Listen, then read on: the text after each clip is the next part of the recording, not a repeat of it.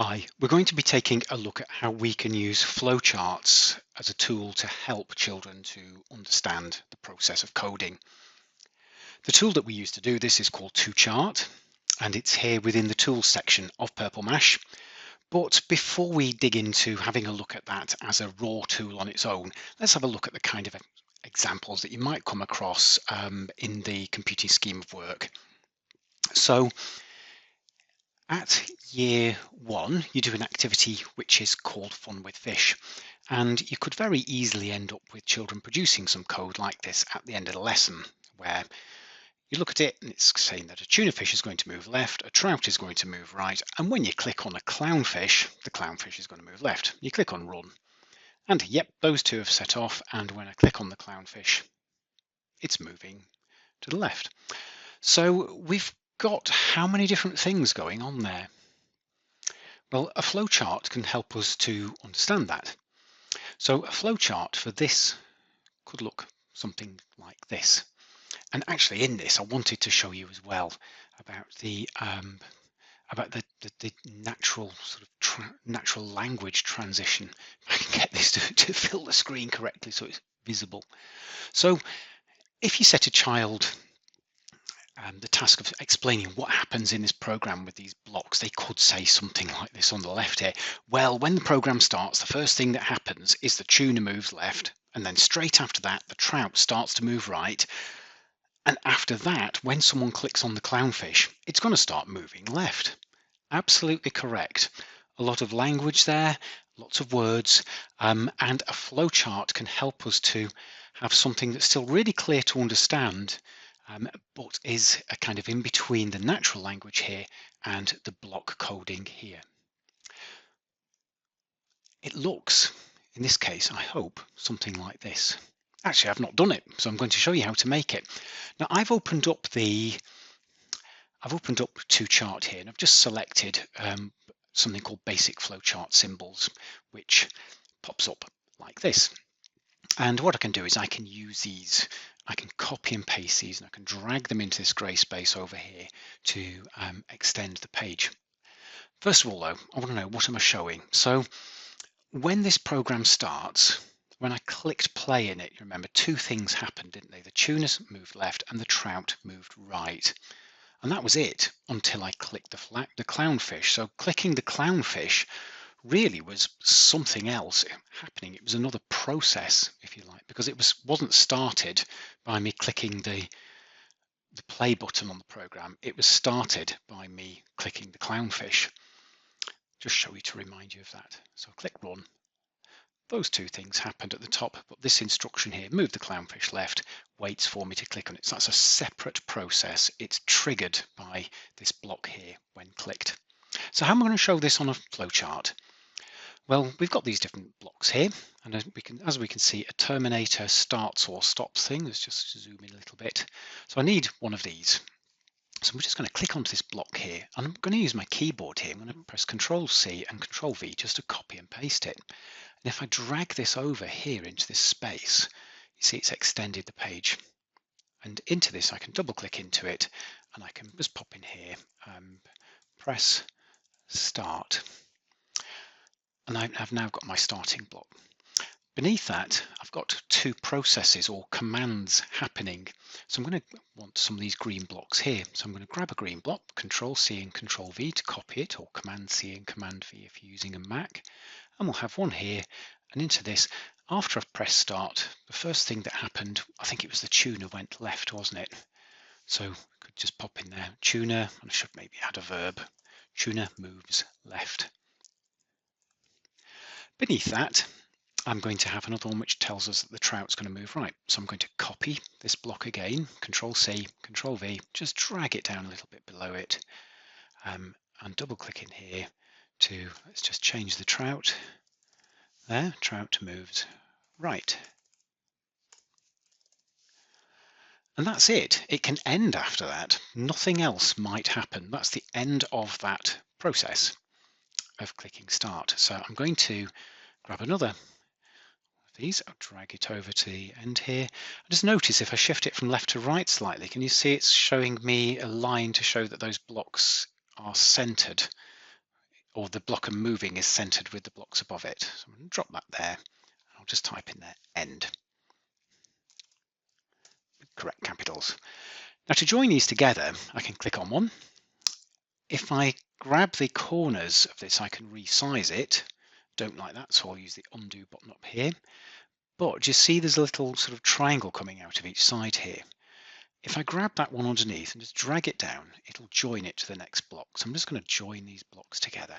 And that's showing a flow, or we call it the flow of control. So when we press start, the control moves to the command to press for the tuner to move left, then onto the trout moving right, and then it ends. But we've got that other thing going on, haven't we, which is triggered or set off by us clicking the clownfish. So I'm going to grab this here. In fact, I could just copy this whole thing by dragging over it like that. Control C and Control V to copy it, pull it to the side here, and let's adapt this. So rather than pressing the start to make the clownfish move, I could say click clownfish. And what happens when we click the clownfish is it moves left, sorry. So let's pop the command in there. Clownfish move left. The trout isn't nothing to do here, so I'm just going to press my delete button here to delete that. I'm going to go onto this little arrow here and delete that. I'm going to delete this arrow here, and then I'm going to drag this end one here up and try and get it centered if I can. I think that'll do something like that, and then I'll join them together. So what we've got here now on this page is showing us that there are two separate processes in that first program that we looked at.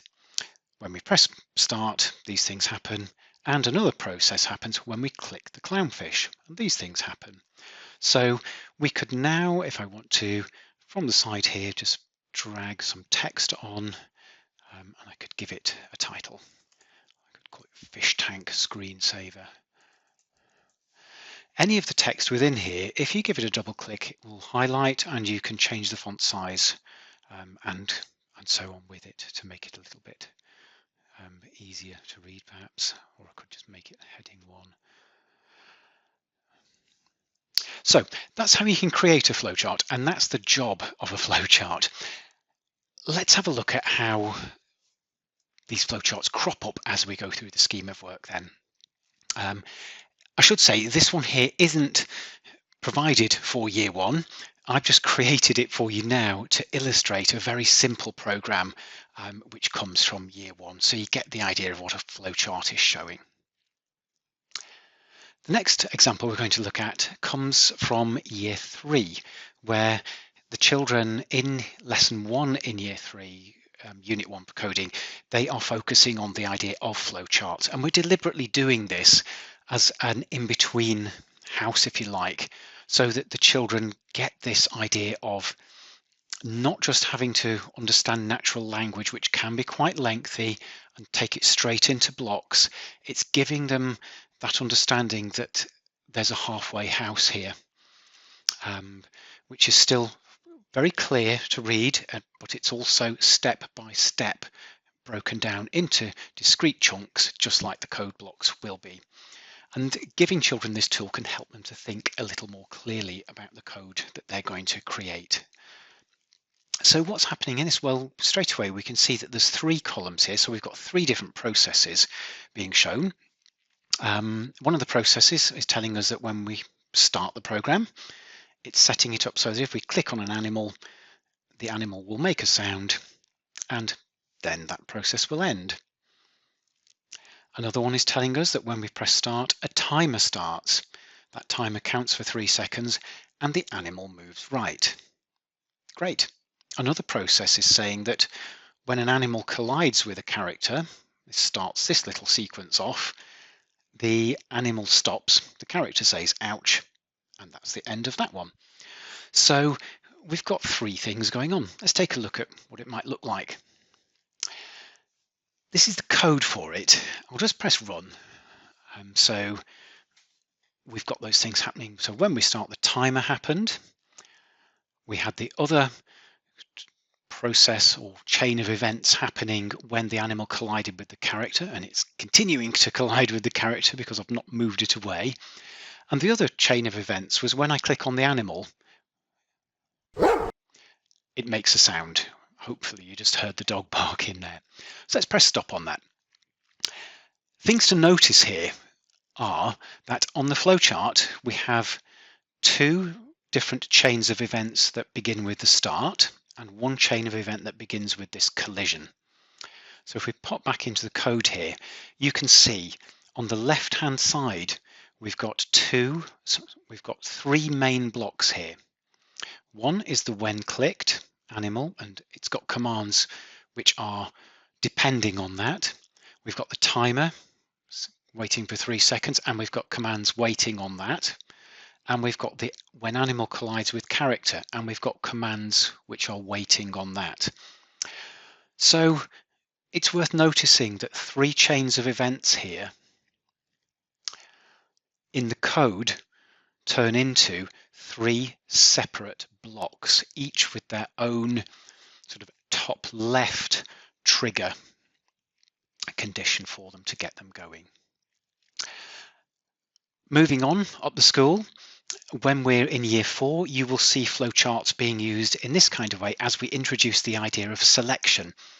And in here you can see this is a decision about, is it raining? So the question is, we start the program, is it raining? If the answer is yes, it is raining, then we show an umbrella on the screen and it goes to the end. But if it's not raining, then we do nothing and the program ends. So a selection can create two different routes. It's a way of choosing between showing the umbrella or not showing the umbrella. We also in year 4 show that sometimes we might use something called an if-else block. And this is where we use an if-else block when it does matter what happens if it's not raining.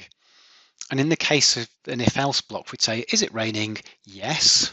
So if it is raining, we show the umbrella, or else, in the else block, we say, hide the clouds, and the people say yay, and celebrate and get all their party gear out. And then we move on to the end in both cases. So again, you can hopefully see here that flowcharts are giving us that visual reminder and clarity over what's happening in the code. Let's move on. In year 5, there is a unit of work where children will be writing down the instructions for how to code some traffic lights. And what they do is they watch a traffic light video and they will write instructions in here. So for example, it could be saying, switch the red light on. Next step might be wait for 5 seconds. Next step might be switch the amber light on, wait for 2 seconds. And then it might be switch the red light off, switch the amber light off, switch the green light on, wait for 5 seconds. It could be going something like that. And for children to understand how to program a traffic light, they really do have to think about it in that level of detail. Writing it down on a sheet like this can be helpful for them. But if they're going to turn it into code, they will be needing to pop it onto something like this, because the flowchart here can really help them to understand that the step-by-step process of the traffic lights. And if you're doing this activity with the children, be careful that they understand exactly what's happening with the traffic lights. So step A might be switch the red light on. Step B, wait for 3 seconds. Step C, switch the amber light on. Wait for 2 seconds in step E. Step F could be switch red off. Step G, switch amber off. Step H, switch green on. Each change of light needs to be a discrete unit. So that can be really helpful in year 5 to giving the children some clarity. And I definitely recommend that you get them to do this flowchart and check it carefully that they've got the level of detail necessary on it. Otherwise, they'll start coding and the coding might go wrong. It's not going to be perfect, the flowchart, because they can correct some of it whilst they're coding, obviously. But if it's too far off the mark, then they can get very disheartened when they start coding and sort of give up. As we move on to year 6, you will end up looking at a simulation called Billy's Bedroom. And in here you can see there are lots of different chains of events in here. There are chains of events when we press start. There's a day scene and a night scene with waiting for 60 seconds on each one. There's a rocking horse, which when you click it, rocks 20 degrees to the right, waits a second, rocks to the left, and it's spelling out the precise instructions just in sort of almost bullet point form, isn't it? Which is just shortening it towards code. So how does all this look in a program? Because there's so much going on here, isn't there? Well, the great thing about when you're looking at so many different chains of events is that when it turns to code in year 5 and 6, because you're using Gorilla free code, you can set up tabs by clicking on the plus button here. Give your tab a new name, really imaginative, and I click OK, and it's now added a new section of code. So what we have here is something like, for example, let's choose a more straightforward one, the teddy. So when we click the teddy, it plays the sound once. Going back to the flowchart here, you can see on here we have a chain of events teddy. Squeeze the teddy or press it, teddy plays the sound, end. Done. Easy. For the plane, we've got other things going on here with planes colliding with rockets, air balloons, and so on. When we click it, what happens? And if we go back to the flowchart, we should have a section here about the plane. And this has actually got 2 chains of events, hasn't it? When we start, you can make the plane do things by clicking the left draw button or by pressing the right draw button. And this shows each chain of events, both of which are covered within this tab within the code here. So I hope that this webinar has helped you to understand how, right from the beginnings here, where we looked at how it can be, flowcharts can be a good in between natural language and code with the very youngest children here, how it can help children to understand having several chains of events or processes within a program can be linked to the different blocks that they are in, and ultimately how perhaps those blocks end up on different tabs, as we saw here in Billy's Bedroom, when we get to far more complex things going on as children have progressed and want to do more complex things. Hope you found it helpful. Thanks ever so much for watching.